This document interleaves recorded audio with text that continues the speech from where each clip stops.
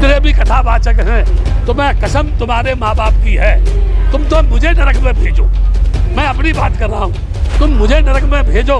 अगर 24 घंटे में तुम्हारे देवताओं को नंगा करके मैं नरक के लोगों को स्वर्ग में नहीं घुसा तो मेरा नाम बनते आनंद नहीं, मैं सड़क पर लाके खड़ा कर दूंगा।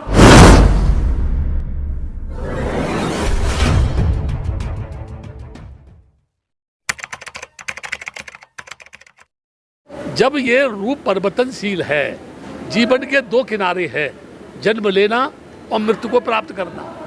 आदमी पैदा होगा, उसके बाद मर जाएगा। जो भी आदमी किसी भी धर्म को मानने वाला है, जब उसे तकलीफ होगी, जब उसे परेशानी होगी, जब वो भूखों मरेगा, जब उसे न्याय नहीं मिलेगा, जब उस पर अत्याचार होगा, जब उसकी ठुकाई होगी, जब उसे घुसने नहीं देंगे, जब उसे परेशान करेंगे, तो मुझे आप बताओ, जिस कमरे में कोई पिट रहा है, जिस कमरे में कोई घुट रहा है, जिसको रोटी नहीं मिल रही है, वो अपनी जान बचाने के लिए उस कमरे से भागेगा कभी भागेगा? अपनी जान बचाने के लिए भागेगा नहीं भागेगा? सर, कुछ कथावाचक हैं, वो लगातार बयान ये दे रहे हैं कि आप जो है लोगों को बहला फुसला कर वो ईश्वर के रास्ते से हटा रहे हैं और जो है कि वो सभी नरक में जाएंगे, वो लोग, आप भी और वो लोग भी। मैं देखो, मुझे तो यानी दया आती है अच्छा कथावाचकों के ऊपर, क्योंकि वो हमसे कह रहे हैं कि ईश्वर से भटका रहे हैं। सही माने में तो वही भटका रहे हैं। जो भी नारियां वहाँ जाती हैं और तान लेकर के नाचने लगती हैं, यानी जो योगी है, कथावाचक है, वो अपने उंगलियों के ऊपर उनको नचा रहे हैं। किनको?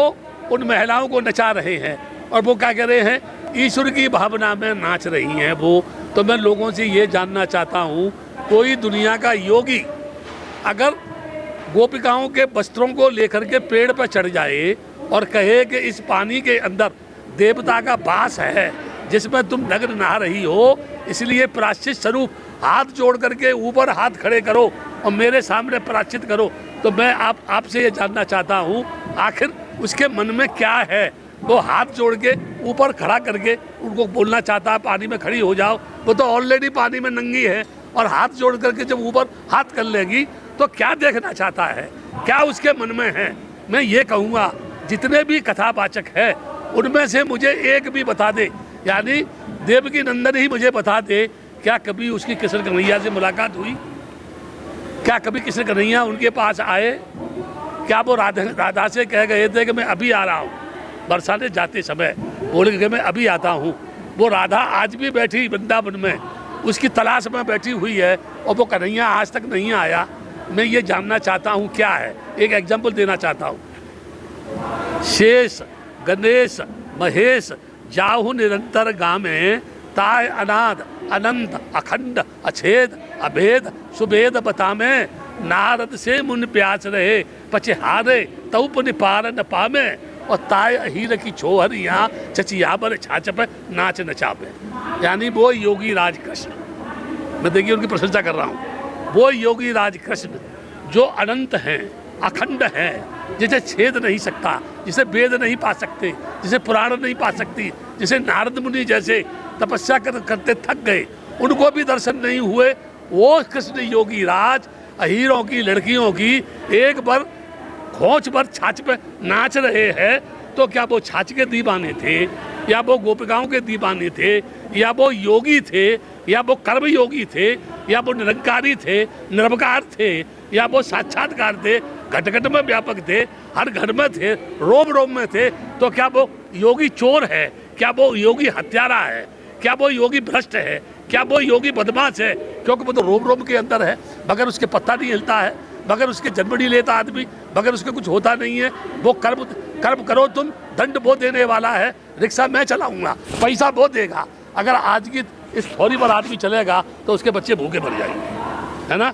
इसलिए जितने कथावाचक है उनको ये डर है कि अगर महिलाओं को ज्ञान हो गया, दुनिया की कोई भी महिला हो, मैं आपके चैनल के माध्यम से कह रहा हूँ, कोई भी दुनिया की महिला किसी मंदिर में जाए, किसी भी देवी के पास जाए, किसी की भी पूजा करे, किसी भी योगी की कथा सुने, किसी की भी भागवत सुने, यदि वो अपने मन से अपने पति को अच्छे ढंग से भोजन बना के नहीं देती है, अपने पति से अपने मन से प्यार नहीं करती है, अपने मन से अपने पति के साथ जीने मरण का संकल्प नहीं लेती है, कोई भी नारी पति के सुख दुख में काम नहीं आती है, कोई भी पति पत्नी के सुख दुख में काम नहीं आता है, वो नारी किसी भी देवता की शरण में चली जाए, कोई भी दुनिया का देवता उसकी रक्षा नहीं कर सकता है। अगर कपड़ा लाके देगा, अगर पेट भर रोटी देगा, अगर प्यार करेगा, यदि मोहब्बत करेगा तो उसका पति करेगा, उसको चाहने वाला करेगा। कभी भी कोई ऊपर से देवी देवता आकर के उसको अपने गले का हार नहीं बनाएगा, ना ही कोई उसको साड़ी खरीद के देगा। लेकिन इस तरीके की बातों से तो आप उन सभी कथावाचकों का रोजगार छीन लेंगे ना। अगर मैं लोगों छीन को रहा हूँ, आपकी बात समझ में आ गई तो रोजगार छीन जाएगा। मैं तो ये कह रहा हूँ वो और रोजगार करे। एक कहावत है, जी बुरे की प्रीत बुरी, जुए की जीत बुरी, कामनी के संग काम जागे ही काजल, काजल की कोठरी में लाग तू जतन कर, काजल का दाग भाई लागे ही लागे। उसे बचेगा कहाँ। किसी फिल्म का गाना है, आस निराश के दो रंगों में दुनिया तूने बसाई।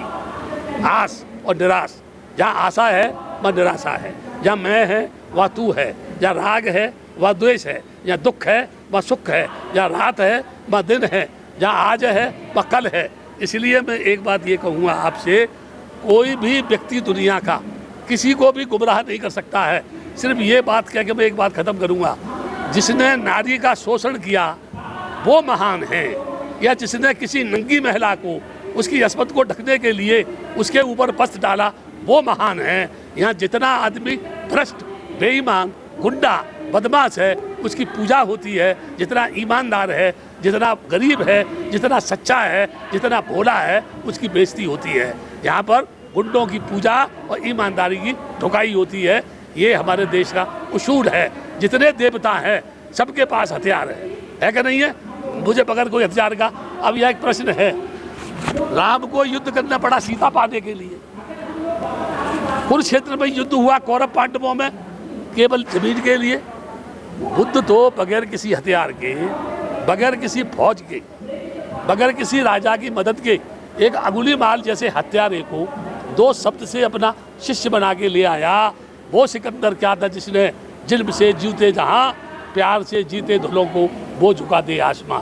दुनिया में जो इंसान से प्यार करेगा, जो इंसान के लिए जिएगा, जो इंसान के सुख दुख में काम आएगा, जो इंसान के मोहब्बत में अपनी जान तक कुर्बान करेगा, ऐसी दुनिया इतनी महान बनेगी जहाँ आदमी सुखी होगा, दुख नाम की कोई चीज़ नहीं होगी। बहुत शुक्रिया। पंडित जी, स्वर्ग और नर्क जो है बुद्ध धर्म में तो नहीं मानते ना? देखो ऐसा है, जब आदमी की इच्छा पूरी हो जाए तो सुख है, और जब आदमी की इच्छा पूरी नहीं हो तो दुख है। ठीक है, न स्वर्ग है न नरक है, ठीक है ना। ये वो लोग भ्रमित करते हैं कि स्वर्ग नरक के डर से आदमी सोचता है कि मैं नरक में उससे जाने से बच जाऊंगा, स्वर्ग में चला जाऊंगा। मैं तो ये कहता हूँ, जितने भी कथावाचक हैं, तो मैं कसम तुम्हारे माँ बाप की है, तुम तो मुझे नरक में भेजो। मैं अपनी बात कर रहा हूँ, तुम मुझे नरक में भेजो। अगर 24 घंटे में तुम्हारे देवताओं को नंगा करके मैं नरक के लोगों को स्वर्ग में नहीं घुसा तो मेरा नाम बनते आनंद नहीं। उन्हें सड़क पर लाके खड़ा कर दूंगा कि तुम यहाँ कुटो, यहाँ करो, और जो लोग नरक में हैं ये स्वर्ग में जाके रहेंगे। तुम जैसे बदमाशों का काम जमीन पर रहने का है, नरक स्वर्ग से अलग रहने का है।